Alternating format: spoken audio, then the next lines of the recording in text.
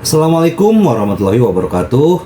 Salam sejahtera buat kita semua. Semoga kita semua dalam keadaan sehat jasmani dan rohani, tidak kekurangan satu apapun. Amin ya robbal alamin. Oke, Mimin akan melanjutkan cerita Liontin Giok Naganya. Tapi seperti biasa, bantu dulu tekan tombol like dan berkomentar juga Tuan dan Nona. Terima kasih sesudah dan sebelumnya. Ini hanyalah permulaan kepala. Bab 1801 sampai bab 1804. Di sisi lain, Ye Chong dan Murong Yan sedang berdiskusi bagaimana mencari tempat tinggal hari ini dan kemudian menyewa kapal pesiar untuk melaut besok.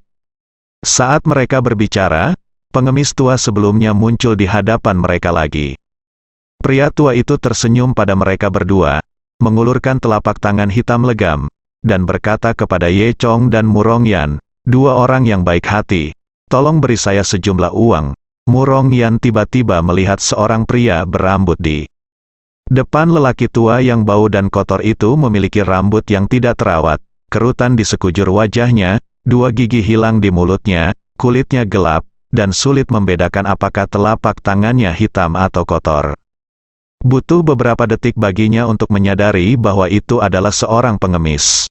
Murong Yan tidak berkata apa-apa lagi, mengeluarkan 100 yuan dari sakunya dan menyerahkannya langsung ke tangan lelaki tua itu. Orang tua itu melihat uang itu dan tampak puas. Lalu, Murong Yan dan Ye Chong berbalik dan pergi. Lelaki tua itu memandangi punggung Murong Yan dan Ye Chong yang pergi dan tersenyum penuh arti. Ye Chong dan Murong Yan awalnya berpikir bahwa perjalanan ini akan berjalan lancar. Namun mereka tidak menyangka ada begitu banyak orang yang mengunjungi daerah kecil ini akhir-akhir ini. Mereka mengunjungi 3 hotel berturut-turut, tetapi tidak satu pun yang memiliki kamar.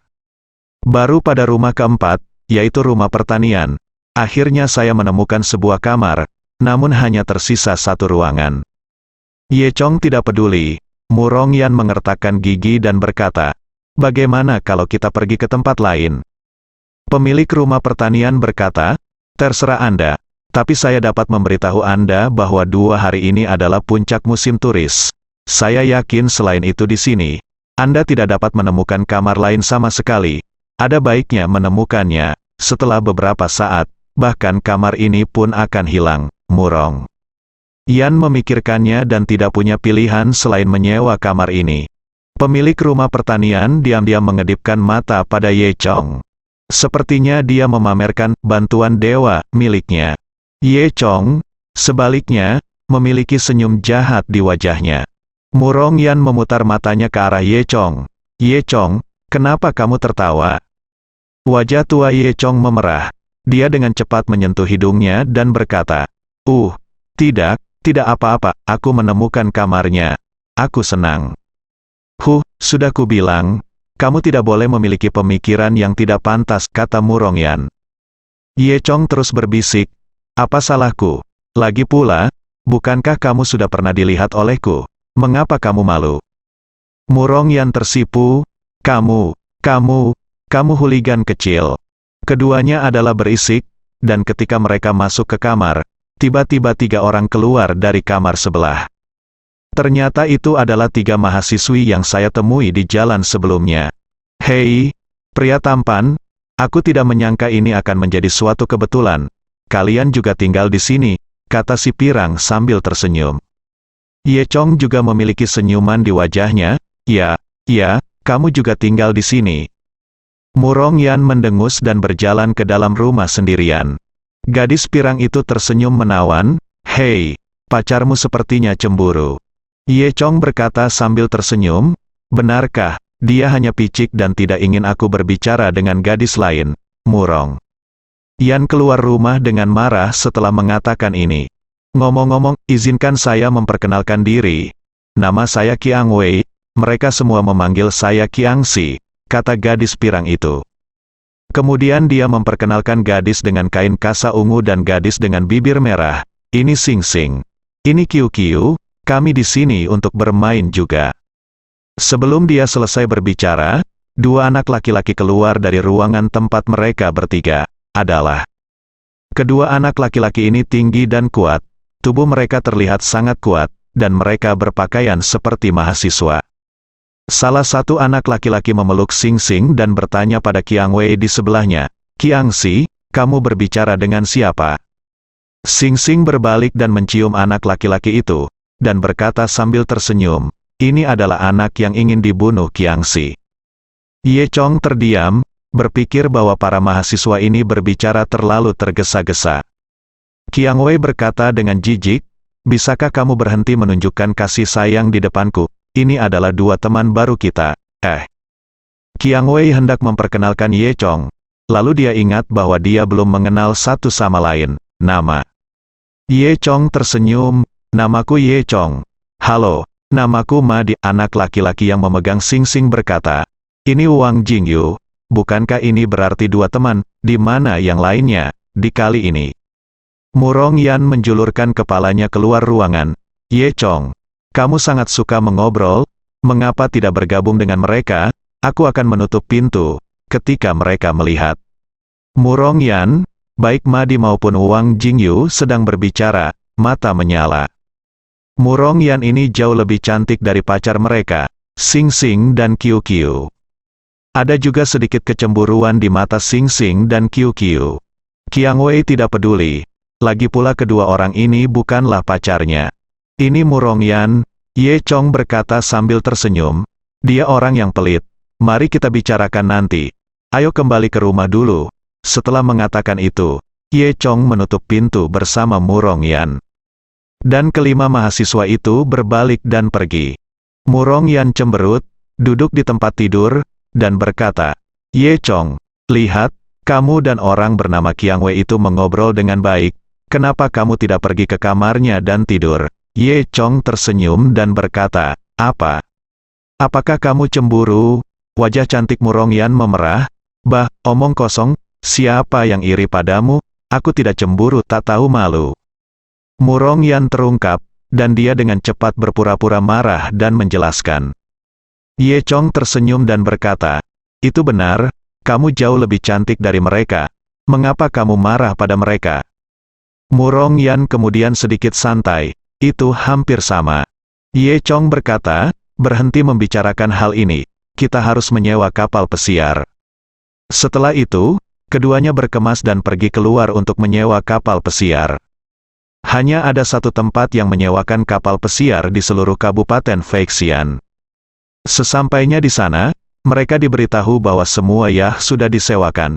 Jika ingin menyewa satu, mereka hanya bisa memesannya untuk lusa. Itu berarti mereka harus menghabiskan 2 hari lagi di sini. Murong Yan tidak ingin tinggal di sini lebih lama lagi. "Bos, apakah ada cara lain? Saya bisa menambahkan lebih banyak uang." Pemilik kapal pesiar menggelengkan kepalanya, "Saya benar-benar minta maaf. Ini sedang musim puncak turis baru-baru ini, dan kapal pesiarnya benar-benar disewakan."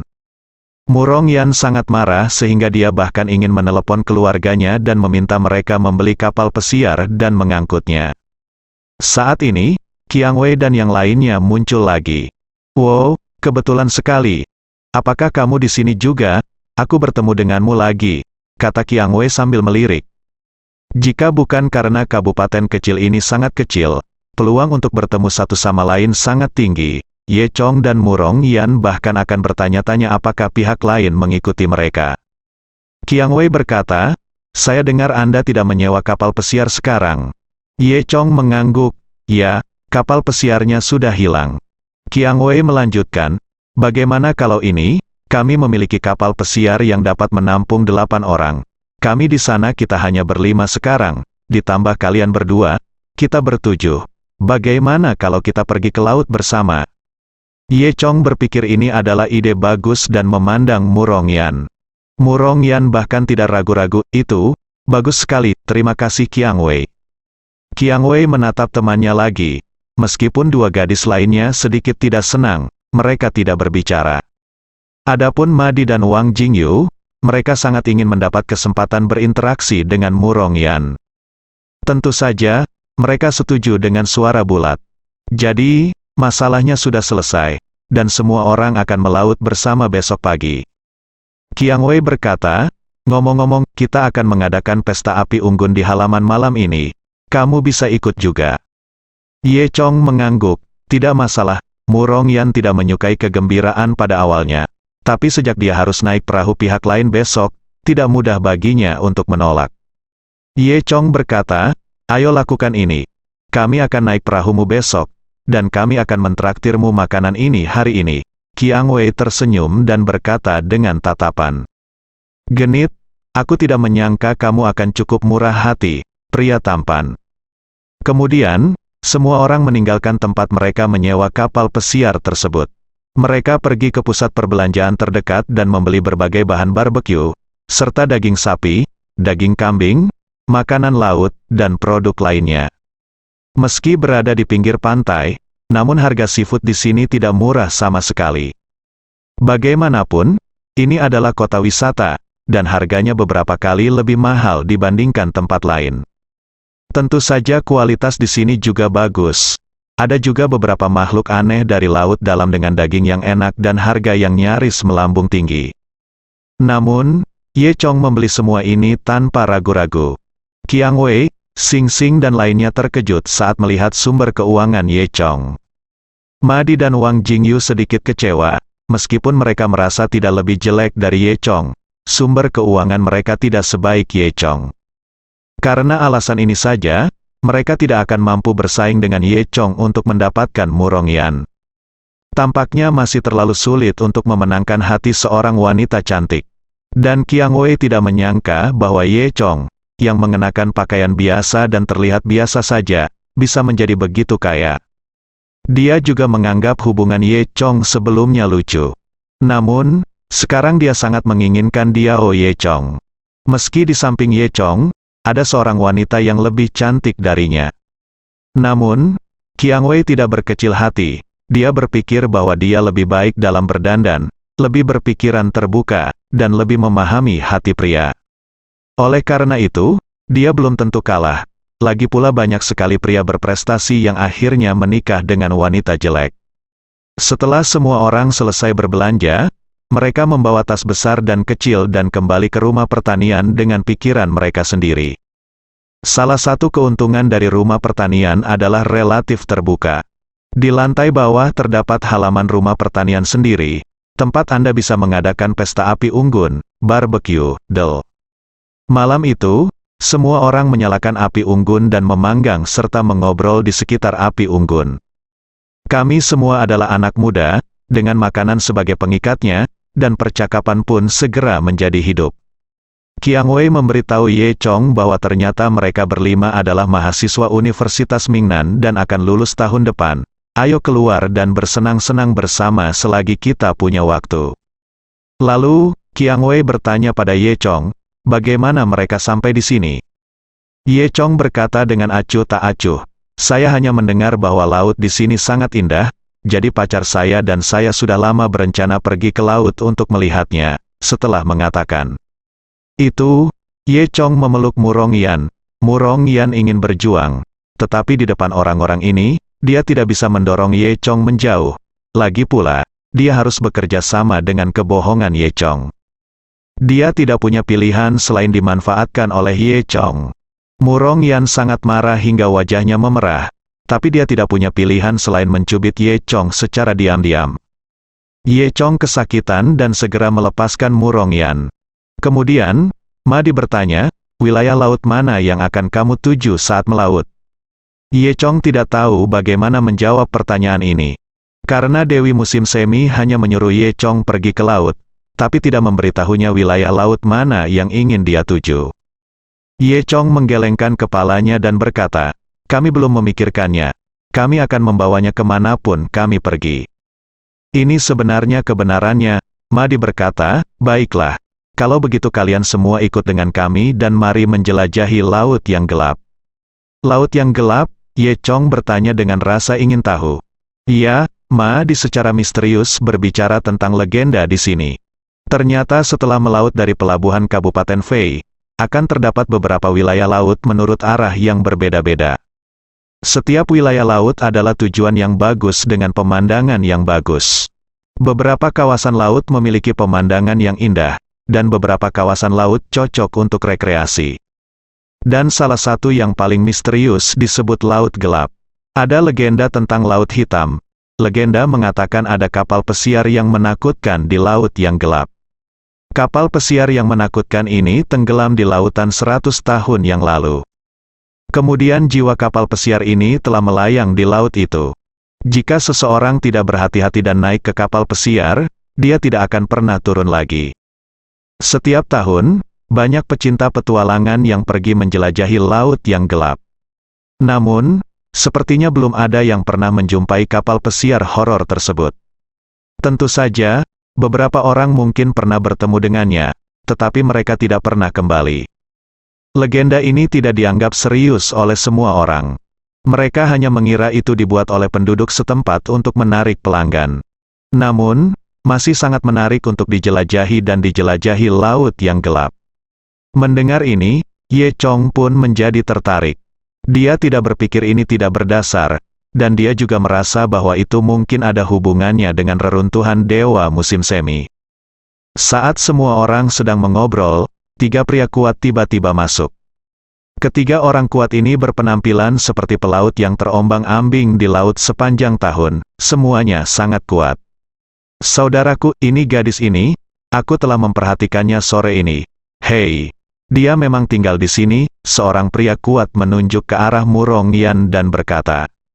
Orang kuat yang disebut kakak tertua adalah laki-laki yang memakai penutup mata, dengan bekas luka di wajahnya dan wajahnya yang garang, dia tampak seperti telah membunuh seseorang. Pria itu mengenakan jaket Mandarin menguning, yang kancingnya tidak dikancingkan, memperlihatkan tato naga di dadanya. Hehe, dia memang gadis yang cantik. Pria bertato itu berkata sambil tersenyum cabul. Nak, membosankan sekali mengadakan barbeque di sini. Kenapa tidak pergi ke kedai sebelah bersama kakakmu untuk bersenang-senang? Tidak tertarik, Murong Yan berkata dengan dingin. Jangan menolak, aku berjanji, kamu belum pernah mencicipi anggur dan daging di sana. Lagi pula, kakak punya beberapa barang bagus di sakunya, aku jamin itu akan membuatmu bahagia. Bagaimana menurutmu? Ayo pergi. Pria itu menepuk dirinya sendiri. Bahwa kantong yang menggembung itu sepertinya berisi obat. Setelah melihat orang-orang kuat ini, Madi dan Wang Jingyu sangat ketakutan, bahkan mereka menundukkan kepala dan tidak berani berbicara. Ketiga mahasiswi itu begitu ketakutan hingga wajah mereka menjadi pucat. Kapan mereka pernah melihat momentum seperti ini di sekolah? Saat ini, 2 adik laki-laki lainnya berkata sambil tersenyum, Saudaraku, yang terindah ini milikmu, dan ada 3 lagi di sebelahnya. Ayo kembali bersama dan nikmati bersama. Pria bertato itu terkekeh. Saya tidak peduli tentang itu. Pada saat ini, pemilik rumah pertanian kehabisan. Dia buru-buru berkata, Aduh, saudaraku, apa yang kamu lakukan? Beri aku muka. Ini semua adalah pelangganku, atau lupakan saja hari ini. Saat dia mengatakan ini, dia mengeluarkan segepok uang di tangannya. Saya ingin memberikan uang kepada pria bertato itu. Pria bertato itu tidak menjawab. Dia mengambil uang itu, menghitungnya, dan memasukkannya ke dalam sakunya ketika dia sudah puas. Kemudian, dia tiba-tiba mengeluarkan suara letusan, dan membuat pemilik rumah pertanian itu membuka mulutnya lebar-lebar. Pemilik rumah pertanian diusir dan jatuh ke tanah, wajahnya terbakar dan merah. Bagaimana dia, seorang pria kurus, bisa menjadi lawan dari pria yang bekerja di laut sepanjang tahun ini? Pemilik rumah pertanian dipukuli begitu keras hingga bintang muncul di matanya. Aku, Cao, kamu pikir kamu ini siapa? Aku memberimu wajah, jika bukan karena uang sedikit ini, aku akan memukulmu sampai mati, pria bertato itu mengutuk. Adegan ini membuat takut beberapa mahasiswa. Sebaliknya, Murong Yan tidak mengubah ekspresinya. Dia minum di sana dalam diam dan mengabaikan orang-orang ini sama sekali. Lagi pula, dengan Ye Chong di sisinya, dia tentu tidak takut dengan para gangster ini. Melihat bahwa Murong Yan tampak tidak kooperatif, mata pria bertato itu membeku. Apa, gadis kecil? Apakah kamu masih membutuhkan aku untuk mengangkatmu? Saya menasihati Anda, lebih baik pergi secepat mungkin, kata Murong Yan dengan tenang. Pria bertato itu terkekeh. Tentu saja aku akan pergi, tapi aku harus memelukmu dan pergi. Hei, ayolah. Dengan mengatakan itu, pria bertato itu berjalan menuju Murongyan.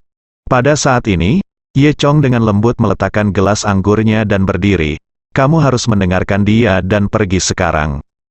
Ketika pria bertato itu melihat bahwa Ye Chong berani menghentikannya, dia tidak bisa menahan amarahnya.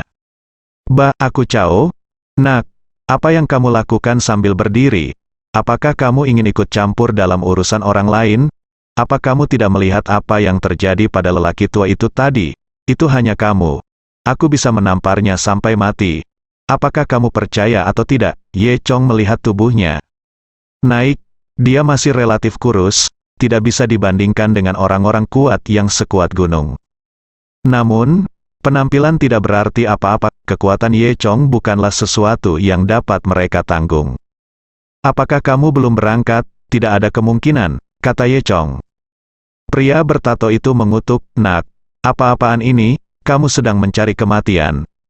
Saat dia mengatakan itu, pria bertato itu mengangkat telapak tangannya sebesar karung pasir dan berteriak pada Ye Chong. Lalu terdengar bunyi pop, tapi bukan Ye Chong yang terbang, melainkan pria bertato itu. Pria bertato itu berputar 2 kali di udara sebelum jatuh ke tanah. Jika fisiknya tidak kuat, saya khawatir dia akan mati hanya dengan tamparan ini. Wajah kiri pria bertato itu bengkak total, 5 gigi tanggal, dan mulutnya penuh darah. Dia memandang Ye Chong dengan ngeri, tidak percaya bahwa tamparan tadi begitu kuat. Kedua adik laki-laki yang dibawa oleh pria bertato itu juga sedang kebingungan saat ini. Kakak, apa kabarmu? Apakah kamu baik-baik saja? Adik laki-laki itu segera datang dan membantu pria bertato itu berdiri. Jangan tertipu oleh lumpur, pertanyaannya adalah Gagamo. Aliran lumpur mengalir. Aku, Cao, idiot, beraninya kamu memukulku, kamu mati. Gigi pria bertato itu patah, dan dia berbicara angin bertiup kencang, dan dia berteriak dengan tidak jelas. Saat dia berbicara, pria bertato yang marah itu mengulurkan tangan untuk menyentuh pistol di pinggangnya. Namun, dia tetap dihentikan oleh adiknya. Adik laki-lakinya berkata, kakak pikirkan lagi, ini Philadelphia, kita tidak bisa menggunakan senjata di tanah. Setelah diingatkan seperti ini, pria bertato itu menjadi tenang. Pangkalan Nikamo, apa yang kamu lakukan dengan babi-babi itu? Aliran lumpur mengalir, tunggu aku, masalah ini belum selesai. Kamu mati, pria bertato itu mengumpat, lalu pergi bersama 2 adik laki-lakinya di aib. Semua orang menghela nafas lega. Sialan, mereka berlari cepat. Jika mereka berlari lebih lambat, aku akan mengambil tindakan. Wang Jingyu berkata, aku dari tim judo sekolah. Melihat semua orang memperhatikannya, dia tersenyum dan kemudian berkata kepada Ye Chong, hei, aku hendak mengambil tindakan, tapi aku tidak menyangka, saudara Ye, kamu mengambil tindakan terlebih dahulu, tetapi keterampilanmu cukup kuat, artinya, jika kamu bisa menamparnya, kekuatanmu mungkin hampir sama dengan milikku. Kata Madi. Qiang Wei memutar matanya ke arah Madi dan Wang Jingyu, dan berkata, kalian berdua, berhentilah membual dan bersaing. Kamu sangat takut hingga berubah menjadi pengecut wajah. Wang Jingyu memerah dan berkata, Qiang Si, siapa kamu, nak? Qiang Wei mengedipkan mata pada Ye Chong lagi. Tentu saja, siapapun yang lebih kuat akan menjadi rekanku. Ye Chong hanya tersenyum sedikit dan tidak berbicara. Episode kecil ini berakhir seperti ini. Setelah semua orang makan, mereka kembali beristirahat. Malam yang hening, keesokan paginya, semua orang datang ke pelabuhan, menemukan kapal pesiar yang mereka sewa, lalu membawa kapal pesiar tersebut ke laut. Madi telah belajar mengemudikan kapal pesiar, dan jalur air di sini sangat lebar, sehingga mudah dikendarai, dan Anda dapat mengendarainya dengan sedikit pengalaman. Jadi perjalanannya lancar. 2 jam kemudian, kami sampai di pelabuhan. Menuju ke timur dari outlet, 100 mil laut kemudian, Anda akan mencapai Laut Hitam yang legendaris. Saat ini, matahari bersinar terang di langit dan langit tidak berawan. Matahari menyinari tubuh manusia, membuat mereka hangat dan sangat nyaman. Air di luar kapal pesiar berkilauan di bawah sinar matahari dan memantulkan langit biru yang sangat indah. Angin laut yang bertiup kencang, dan beberapa ekor burung camar putih sesekali terbang di bawah langit biru, membuat orang merasa nyaman. Murong Yan mengenakan topi jerami, mengangkat kepalanya sedikit, dan melihat ke langit, tampak seperti dia sedang bersenang-senang. Matahari menyinari lehernya yang seputih salju, seolah menutupi kulitnya yang seputih susu dengan kerudung emas. Di bawah naungan topi jerami, separuh wajah semakin menawan. Ye Chong tampak agak bodoh untuk sesaat. Bukan hanya Ye Chong, tapi mata Madi dan Wang Jingyu juga membelalak. Madi hampir saja mengambil jalan yang salah. Jika Sing Sing tidak menarik telinga Madi dan meminta Madi memperhatikan, kapal pesiar mereka pasti sudah lama hilang entah kemana. Setelah 1 jam berikutnya, semua orang akhirnya sampai di kawasan laut yang gelap. Melihat sekeliling, tidak ada yang ajaib dari laut yang gelap ini. Telanjang, hanya air laut, legenda itu memang bohong, keluh Madi. Kawasan laut gelap ini memang merupakan legenda yang diramu dengan susah payah oleh penduduk setempat. Tepat ketika semua orang mengira mereka telah tertipu, mereka tiba-tiba melihat titik hitam di kejauhan melaju ke arah mereka. Ketika titik hitam mendekat, semua orang terkejut. Ternyata itu adalah 3 orang kuat dari kemarin. Ternyata mereka berada di perusahaan kapal pesiar dan sudah menyelidiki rencana perjalanan Ye Chong hari ini. Jadi, saya naik kapal pesiar khusus untuk datang ke sini untuk membalas dendam. Musuh sangat cemburu ketika mereka bertemu. Ketika pria bertato itu melihat Ye Chong, dia langsung mengeluarkan senjatanya. Dia memiliki senyum sinis di wajahnya, anak nakal. Kemarin di darat di Philadelphia, saya dibatasi. Hari ini di laut, saya bisa menggunakan pistol. Apakah Anda pikir Anda masih sombong? Pria bertato itu masih sedikit tidak jelas ketika berbicara. Beberapa orang lainnya ketakutan saat melihat pistol itu. Murong Yan juga cukup gugup saat melihat pistol diarahkan ke Ye Chong. Meskipun dia tahu betapa kuatnya Ye Chong, dia juga tahu bahwa pistolnya bahkan lebih kuat. Hanya Ye Chong yang tersenyum tenang dan berkata, "Apa yang ingin kamu lakukan? Hei, jika kamu tidak ingin mati, berlututlah dan bersujud padaku 3 kali." Pria bertato itu berkata, "Biar ku beritahu, saya adalah bajak laut generasi ini, dan saya membunuh tanpa mengedipkan mata." Bahkan Qiang Wei dan yang lainnya dapat melihat bahwa pria bertato itu pasti pernah membunuh seseorang sebelumnya. Di darat, mereka menahan diri. Tetapi sekarang di laut, bahkan jika mereka membunuh semua orang di sini, mereka mungkin tidak akan mendapat masalah. Ye Chong masih tampak seolah-olah tidak terjadi apa-apa, memutar garpu kecil yang baru saja dia gunakan untuk makan buah di tangannya seperti pena. "Brengsek, aku sudah bilang padamu untuk berlutut dan meminta maaf. Apa kamu tidak mendengarnya?" Pria bertato itu mengutuk. "Apakah kamu mencari kematian?" Ye Chong tersenyum sedikit, lalu tiba-tiba menjabat tangannya. Saya melihat kilatan cahaya dingin, dan detik berikutnya, terdengar teriakan dari pria bertato itu. Di saat yang sama, pistolnya jatuh ke geladak, dan tangannya tertusuk garpu kecil. "Tembak bunuh dia," pria bertato itu meraung. Kedua adik laki-laki itu bereaksi cepat dan langsung menembak ke arah kapal pesiar Ye Chong. Bang, suara tembakan terdengar. Tapi itu hanya berdering 1 kali. Lawan hanya melepaskan 1 tembakan, dan 2 garpu Ye Chong menusuk tangan kedua adik laki-lakinya. Mereka bertiga ketakutan, kali ini mereka benar-benar bertemu dengan orang yang kejam. "Lari, lari!" teriak pria bertato itu. Mereka segera membalikkan kapal pesiarnya dan melarikan diri lagi. Baru setelah mereka menghilang, semua orang menyadari apa yang mereka lakukan. Wang Jingyu memandang Ye Chong dengan tidak percaya. "Cao, saudaraku, kamu luar biasa. Mungkinkah gerakan tadi adalah pisau terbang Xiao Li yang legendaris? Saudaraku, kamu benar-benar tahu kungfu." Madi memuji dengan kagum. Ye Chong tersenyum dan berkata dengan rendah hati, sedikit. "Adik, jika bukan karena kamu, kami mungkin telah diculik dan dipermalukan oleh bajak laut ini." Qiang Wei mulai berkata dengan menggoda lagi. Saat itu, Madi tiba-tiba berteriak, "Tidak, mesin kita kena." Ternyata pelurunya hanya mengenai mesin kapal pesiar tersebut. Alarm kapal pesiar sudah dibunyikan, entah kapan mesinnya akan meledak. Jika ini meledak, semua orang akan mati. Di lautan luas ini, mungkin sudah terlambat untuk kembali atau meminta pertolongan. Karena sewaktu-waktu bisa meledak, yang lebih tidak diinginkan lagi adalah meninggalkan kapal dan terjun ke laut. Inilah laut, pada akhirnya kalaupun tidak diterbangkan sampai mati, mereka akan tenggelam.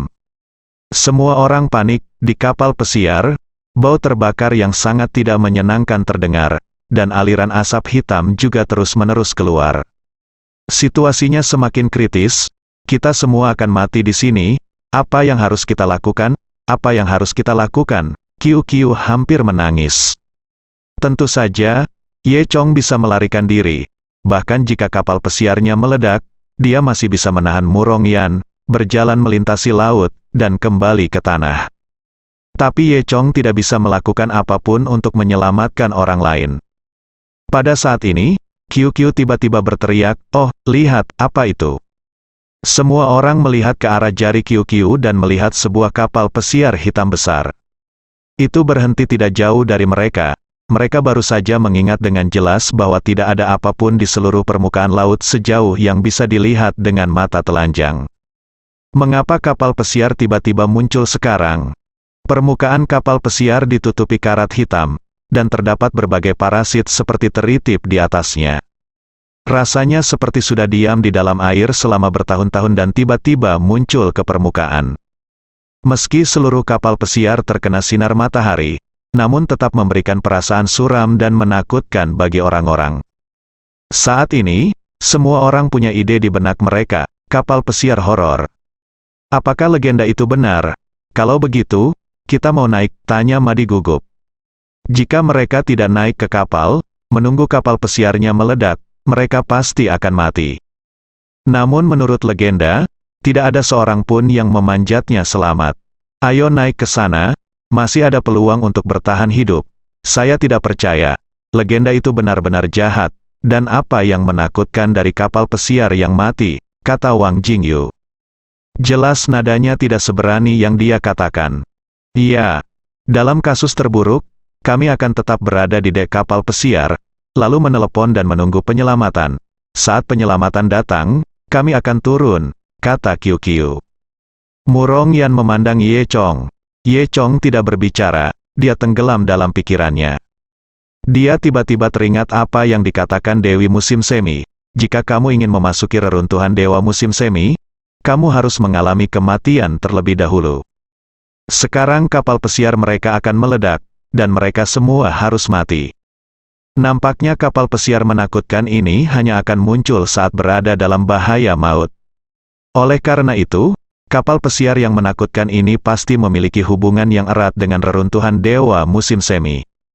Semakin jauh Ye Chong melangkah, semakin dia merasa bahwa analisisnya masuk akal. Kemudian, dia berkata kepada semua orang, "Ayo cepat naik, kalau tidak, akan terlambat." Segera setelah itu, Madi mengemudikan kapal pesiar tersebut dan segera sampai di tangga tali kapal pesiar tersebut. Meski ada, semua orang memanjat satu demi satu. Ye Chong tetap tinggal di akhir. Pada saat ini, dia tiba-tiba menemukan ada sosok di balik pilar di geladak. Sosok itu melintas, dan ketika Ye Chong ingin melihat lagi, sosok itu telah menghilang. Ye Chong mengerutkan kening. Apa yang terjadi sekarang? Apakah ada orang lain di kapal pesiar yang menakutkan ini? Semua orang mengikuti tangga tali dan menaiki dek kapal pesiar satu demi satu. Yang terakhir adalah Ye Chong. Ketika dia pertama kali menginjak geladak, dia hanya mendengar ledakan di belakangnya, dan kapal pesiar mereka akhirnya meledak.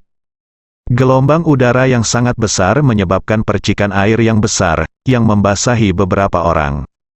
Semua orang menghela nafas lega setelah lolos dari kematian. Ye Chong terkejut saat mengetahui bahwa ketika dia menginjak kapal pesiar, semua kekuatannya menghilang dalam sekejap. Kekuatan unsur, energi sejati, dan mata Dewa Naga semuanya hilang. Ye Chong, seperti orang-orang di sekitarnya, kini telah menjadi orang biasa. Ye Chong terkejut. Namun, Murong Yan, Madi, Qiang Wei dan lainnya adalah orang biasa, jadi mereka tidak menyadarinya. Murong Yan melihat ekspresi Ye Chong sedikit berbeda dan bertanya ada apa. Ye Chong tidak mengatakan apapun untuk menghindari kekhawatiran semua orang. Setelah itu, semua orang melihat situasi sekitar. Dek kapal pesiar besar ini sangat besar, seukuran lapangan sepak bola. Ada puing-puing yang bertumpuk di mana-mana di geladak, dan berbagai logam di atasnya sudah berkarat. Melihat sekeliling, peralatan dan perlengkapan lain yang digunakan untuk berlayar di laut semuanya tersedia. Kecuali kekurangan awak, semua yang ada di kapal ini sudah lengkap. Wang Jingyu mengeluarkan ponselnya dan ingin melakukan panggilan penyelamatan. Namun, saat ini, ia menemukan bahwa ponselnya tidak memiliki sinyal bersambung.